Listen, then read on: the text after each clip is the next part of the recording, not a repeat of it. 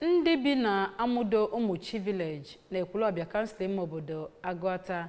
ezigago ozi gbatara anya ọsọ enyemaka nye gọọmenti Anambra steeti n'oge ngwongwo ha dịgasị iche iche gburu nde kwuru nde naira bụ nke mebiri siri n'oge iju mmiri tokporo ebe ha bi nakwa ụlọ obibi ha n'oge ya bụ mmiri ozuzo zoro n'izu ụka gara aga zoro.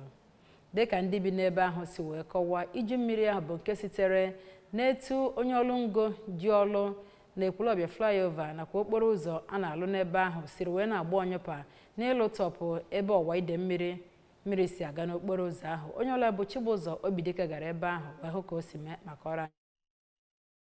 Ndị nta akụkọ garuru ebe ahụ mgbe mmiri zochara, ha hụrụ na ndị ahụ biche n'ogbe ahụ bụ ndị nupụtere n'igwe were azịza na-azapụ mmiri batachara n'ụlọ ha ma na-agụpụta arịrị ihe nara ha n'iyi dịka nri oriri, akụrụngwa nakwazi akwụkwọ na imerime ihe ndị ọzọ. Ụfọdụ n'ime ndị ahụ mmiri anụnwa mebigasịrị ihe ha bụ ndị gụnyere Maazị Ndubuisi nakwazi Chikezie Eze Nwankwọ kwuru na ọtụtụ akụrụngwa ha nakwazi ihe ha ji azụ afịa bụ nke mmiri ahụ mebiri, ma kwukwe ka ha si wee gagori wee gwa ndị ahụ na-arụ ọrụ ebe ahụ tupu mmiri a na-ebido zobe ka ha mara ihe ha mere wee kpọpee ọwa mmiri ahụ n'ihi na o mechiri emechi. Otu onye ọzọ bikwa n'ebe ahụ bụ Oriakụ Selina Eze Nwankwọ oge ọ nọrọ na-eto Gọvanọ Soludo maka nnukwu ọrụ ụzọ ọ na-alụ n'Ekwulọbịa nakwa gburugburu ya. Ọ nọkwaziri wee gosipụtakwa obi mwute ya nyere ụlọ ọrụ ji ọrụ ngo ahụ